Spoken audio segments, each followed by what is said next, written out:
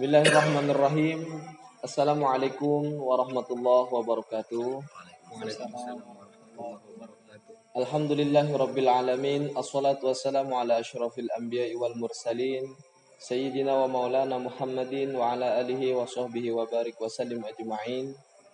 Alhamdulillah, segala puji bagi Allah yang mana dalam kesempatan ini kita bisa kembali setelah beberapa pekan terakhir kita memang tidak ada upload video dikarenakan narasumber kita harus keluar kota karena ada beberapa urusan yang harus beliau lakukan di sana.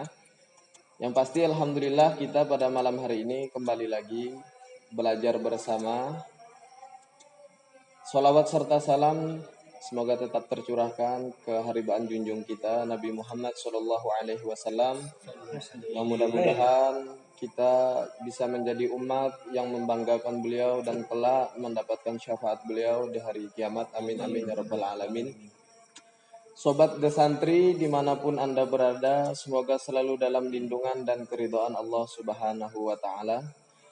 Jadi sebelum kita memulai pembahasan kita pada malam hari ini, terlebih dulu kami sapa narasumber kita Ustadz Maftuh. Selamat malam Ustadz. Alhamdulillah beliau bisa kembali hadir di tengah-tengah kita. Dan juga telah hadir juga bintang tamu kita pada malam hari ini, yaitu Akhina Ari Wibowo. Selamat datang.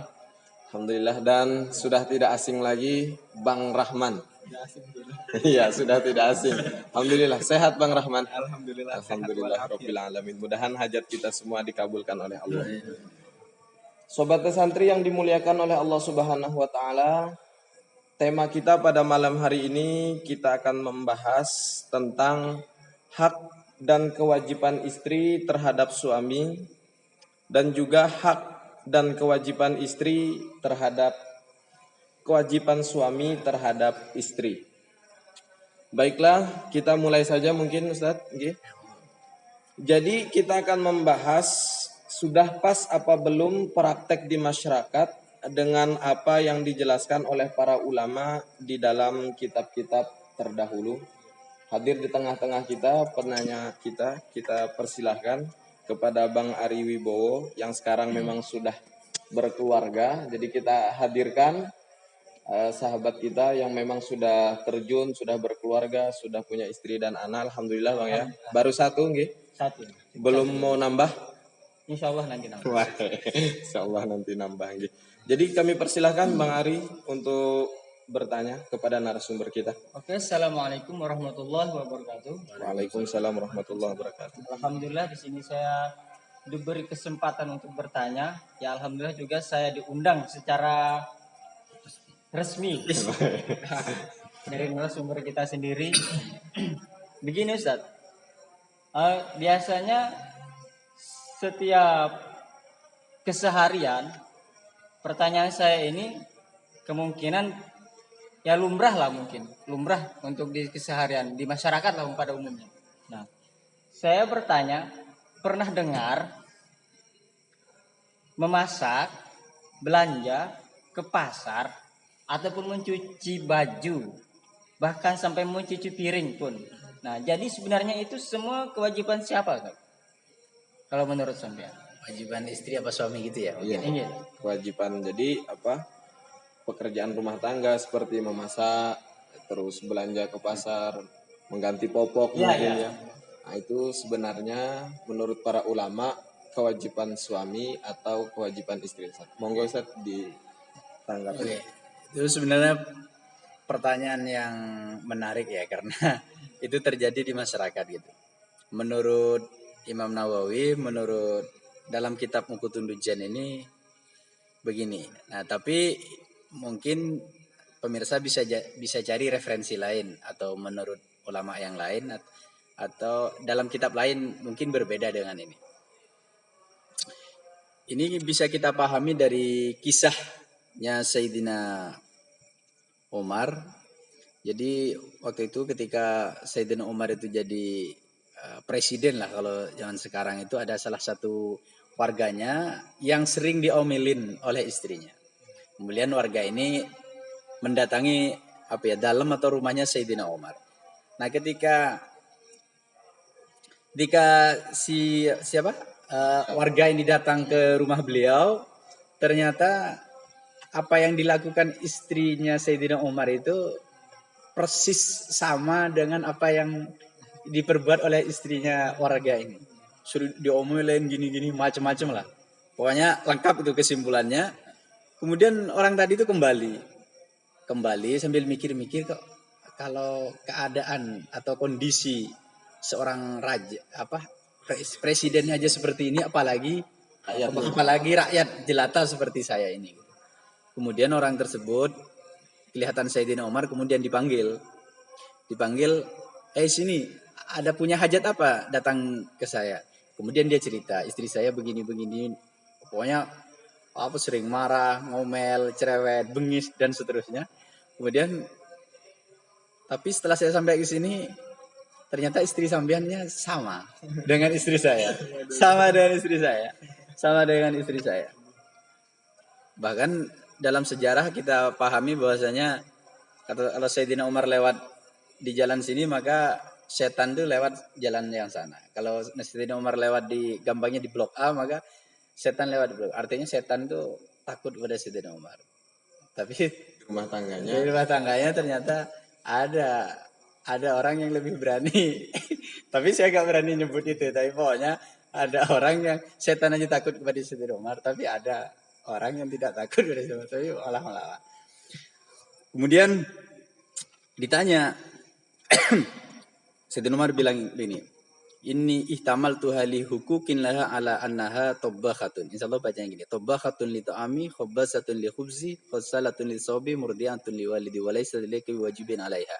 Wa yaskunu qalbi biha anil haram. Jadi saya diam, saya tidak melawan itu karena saya membebankan sesuatu yang bukan kewajiban dia. Kata beliau, memasakkan makanan, kemudian membuatkan roti, menyucikan baju, kemudian mengurus anak saya. Nah, itu kata beliau fa'ana ahtamiluha lidzalika. Fahtamalu ya akhi. Jadi itu bukan kewajiban, walaysa dzalika wajibin 'alaiha. Walaysa dzalika biwajibin 'alaiha. Itu bukan kewajiban istri saya. Tapi fahtamiluha, tapi saya bebankan kepada istri saya. Sehingga karena itu maka saya tidak melawan, karena memang dia capek berat, karena kewajiban yang mestinya saya lakukan itu saya bebankan kepada istri saya. Kemudian apa kata Sayyidina Umar? Fahtamilha ya akhi. Tanggung. Artinya karena kewajiban istri kamu yang mengerjakan, maka ada hal yang ketika dia ngomel maka kamu harus sabar. Fa'inama hiya muddatun yasiratun. Itu sebentar aja, artinya kita sabar seperti itu artinya cuma sekitar 60 tahun lah, 60 sampai 70 tahun. Artinya nanti panen ada pahalanya, ada pahalanya gitu. Jadi berangkat dari ini, maka kewajiban tadi itu sebenarnya kewajiban suami, bukan kewajiban istri. Sebenarnya seperti itu. Jadi menurut Imam Nawawi yang beliau cantumkan dalam kitab ini gitu. Tapi mungkin ada pendapat ulama lain atau referensi lain, ya silahkan. Tapi dalam kitab ini seperti itu. Itu kewajiban suami. Seperti ganti popok, apalagi bikin kopi, nyuci baju, belanja ke pasar. Bahkan kita banyak temui ulama itu banyak yang seperti itu. Cuma memang di masyarakat mungkin ada unsur lain yang ingin dikejar oleh seorang istri itu, maka akhirnya istri yang mengerjakan itu semua. Oke Ustaz, mohon maaf ini. Jika itu memang kewajiban seorang suami tadi ya, dari apa yang dijelaskan oleh Imam Nawawi tadi, kenapa praktek di masyarakat itu seolah-olah itu justru kewajiban istri gitu tuh? Itu seakan-akan kewajiban istri gitu ya? Iya. Mungkin saya mau mengatakan itu adah yang baik. Saya nggak berani mengatakan itu budaya gitu. Tapi begini, memang ada riwayat di sini dari Ibnu Mas'ud idza ghasalatil mar'atu thiyab zawjiha kataballahu laha alfa hasanah wa ghafara laha alfa sayyi'ah wa rafa'a laha alfa darajah wastaghfara laha kullu syai'in talat alaihi syamsu. Jadi ketika ada istri itu mengambil alih tadi itu mencucikan baju suami, ini satu baju suami, maka Allah tulis 1000 kebaikan. Wa ghafara laha alfa sayyi'ah, dan Allah ampuni 1000 kebaikan. Wa rafa'a laha alfa darajah, Allah angkat 1000 kebaikan. Ini yang paling menarik ini. Wastaghfara laha kullu syai'in talat alaihi syamsu. Kemudian dia dimintakan ampun kullu syai'in talat alaihi syamsu, segala sesuatu benda yang terkena terik matahari. Jadi mungkin orang-orang dulu, orang-orang tua kita itu mendengar itu, sehingga itu jadi apa namanya, jadi warning, itu jadi guidance di ibu-ibu, sehingga itu berjalan gitu. Jadi mengharap untuk mengharap, karena surga istri itu berada berada di tangan suami gitu. Sehingga istri, karena istri walaupun bukan kewajibannya, maka dia melakukan tadi itu karena mengharap ingin khidmah dan ingin mengharap surga tadi itu.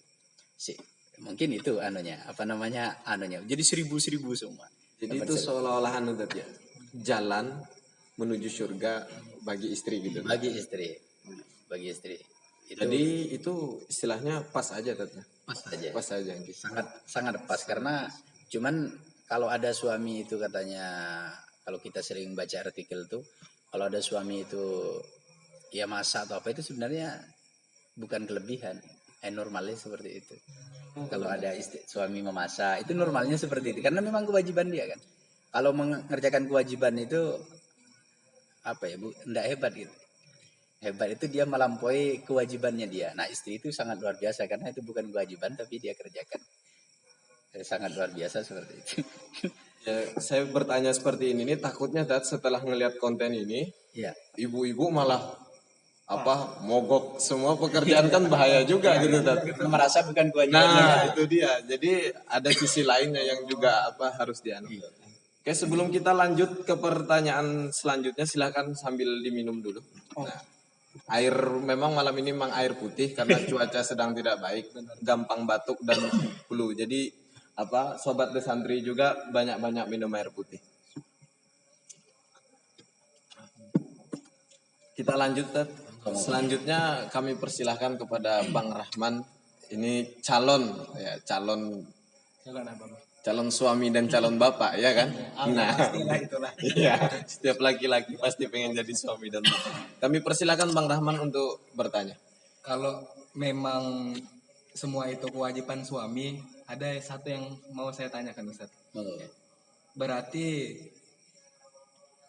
yang seperti membuat kopi, terus mengganti popok, berarti itu istri boleh itu menolak mentah-mentah itu Ustaz?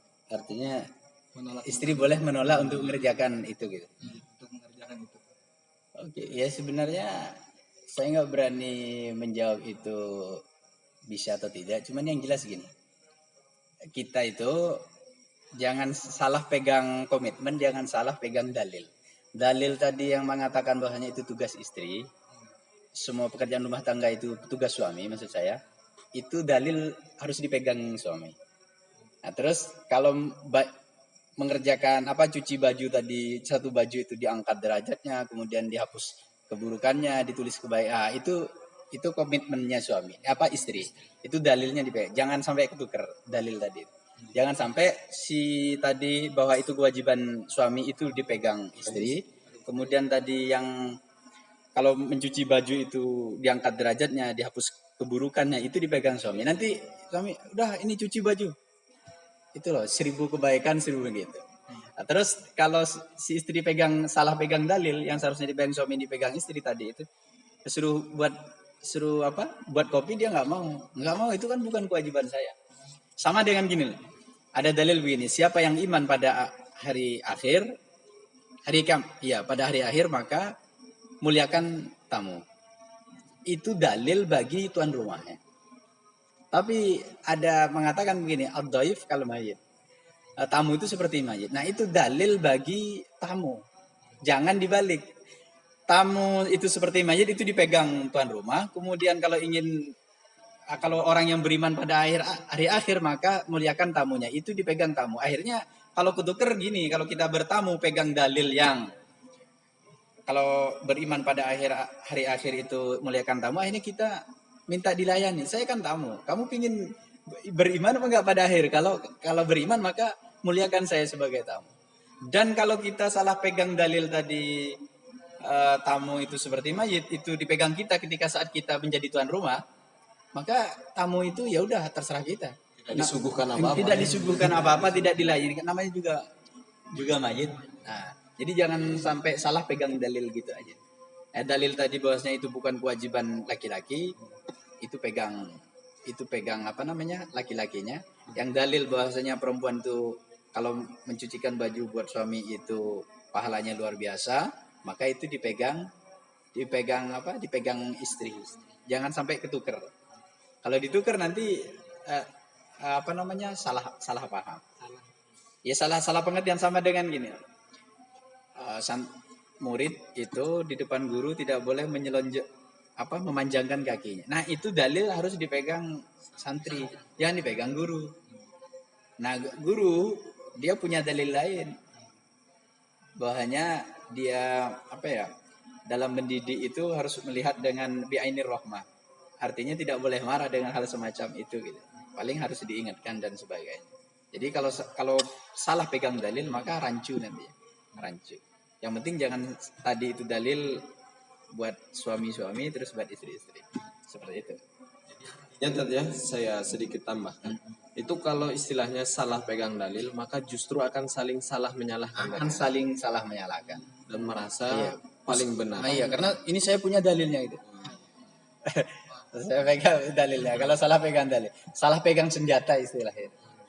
Ini kan kayak menarik sekali Ustaz, pembahasan ini. Ini yang sering salah kan, Dad. Meskipun kadang kita bertamu ke teman itu meskipun bercanda Dad ya. Tamu nih, aku nih raja. Nah, kan kadang gitu. Sering kayak gitu kan. Meskipun itu bercanda kan, tapi itu sesuatu yang kayak perumpamaan yang salah berarti. Iya. Tidak tepat ya. Tidak tepat. Dia harus kondisional kita itu pakai dalil yang mana bergantung kita itu dalam posisi apa.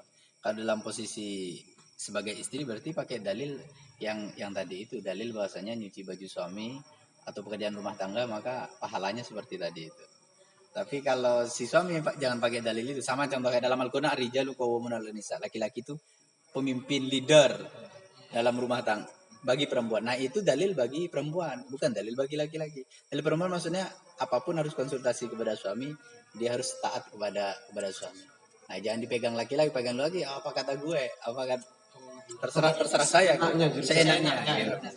Seenaknya. Nah, gitu ya. Yang penting kita tidak salah pegang dalil. Jadi saya nggak berani jawab itu boleh nolak atau tidak. Yang jelas itu dalam versi ini itu tugasnya suami bukan tugasnya istri. Saya boleh satu lagi Ustaz. Okay. Ini sering juga nih. Bagaimana menjelaskan ke masyarakat ada satu hal seperti ini Ustaz. Ketika prakteknya nih suami sekali-kali maksudnya jemur baju, nyapu rumah, nyapu halaman, itu di pandangan masyarakat justru seolah-olah istilahnya suami takut istri. Gitu ya. Nah, itu gimana kira-kira untuk ngasih pengertian ke masyarakat? Ya, kalau di masyarakat yang penting agak susah sih kalau itu sudah sudah kayak di masyarakat udah seperti itu gitu. Lumrah gitu. Tapi paling tidak itu harus dimulai dari kita yang tahu gitu. Kita dan mungkin ya dari kita, kemudian anak cucu, kemudian ponakan mungkin dan dari lingkup yang terkecil dari keluarga gitu aja. Paling enggak harus gitu. Dan saya bahkan banyak punya guru itu memang beliau yang nyucikan baju istrinya. Bahkan saya pernah lihat langsung itu ketika proses persalinan zaman dulu masih jarang orang sesar itu beliau yang nyucikan. Itu saya lihat nyuci pakaiannya yang penuh dengan darah itu. Jadi biasanya kan zaman dulu sarung yang dipakai buat lahirkan itu kan masih dipakai lagi. Nah, itu dicuci. Itu dulu. Nah, itu dulu di kepala saya masih sama gitu. Kok gini ya gitu. Ternyata lama-kelamaan ternyata itu bukan artinya memang kewajiban suami. Nah, terus lantas kewajiban perempuan itu apa? Kewajiban perempuan itu Kalau di kitab lain tuh cuman satu, yaitu mahalur rukub. Mahalur rukub itu ya udah bahasa Arab itu aja. Kalau maksudnya kalau diterjemah bahasa Indonesia itu jadi saru. Nggak bisa. Ya itu kayak ya saru aja. Pokoknya nanti dilihat aja apa artinya mahalur rukub itu. Itu aja tugas perempuan. Mahalur rukub. Mahal itu tempat, rukub itu tunggangan gitu. Ya, coba kalau diterjemah bahasa Indonesia nanti karena pemirsa kita itu banyak ya nanti malah Tapi dikirain kalau saru gitu. sobat santri mau nanya bisa Dad, ya. Secara langsung pribadi boleh nanya itu. Boleh langsung. Kalau bingung. Mungkin langsung boleh. Mungkin itu aja. Ya mungkin cukup Ustaz ya. Cukup. Terima kasih Ustaz atas penjelasannya dan terima kasih juga Bang Ari sudah hadir dan berbagi bersama. Bang Rahman juga terima kasih. Mudah-mudahan sehat selalu semuanya. Amin ya rabbal alamin. Baiklah sobat santri yang dimuliakan oleh Allah Subhanahu wa taala, mungkin pertemuan kita kali ini cukup sampai di sini. Adapun kalau ada yang kurang jelas dan lain sebagainya bisa ditanyakan di kolom komentar kita biar nanti sama-sama kita cari jawabannya. Sebelum saya tutup, kesimpulan kita malam hari ini, bijaklah dalam berumah tangga, jadilah suami yang memahami istri, jadilah istri yang mengerti suami, agar tidak saling salah menyalahkan, dan agar keluarganya menjadi sakinah, mawaddah, warahmah. Mungkin cukup sekian dari kami. Semoga kita semua selalu dalam lindungan Allah Subhanahu wa taala. Jazakumullah khairan jaza wa'afu minkum. Assalamualaikum warahmatullahi wabarakatuh. Waalaikumsalam. لنا يوم القيامة أمتي